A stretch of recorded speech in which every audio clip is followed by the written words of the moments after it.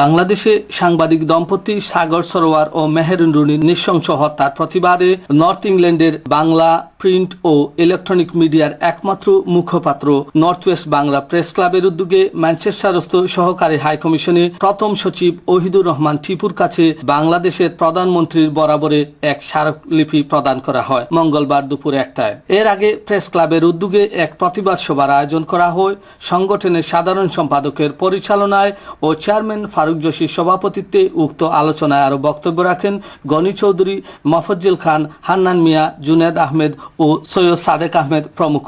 বক্তারা অতি সত্বর দুষ্কৃতিকারীদের গ্রেফতার করে দৃষ্টান্তমূলক শাস্তি দাবি করেন। সেই সাথে সাংবাদিক দম্পতি পরিবারের প্রতি গভীর সমবেদনা জানান এবং তারা দেশে বিদেশে সকল সাংবাদিকদের এক হয়ে কাজ করার আহ্বান জানান।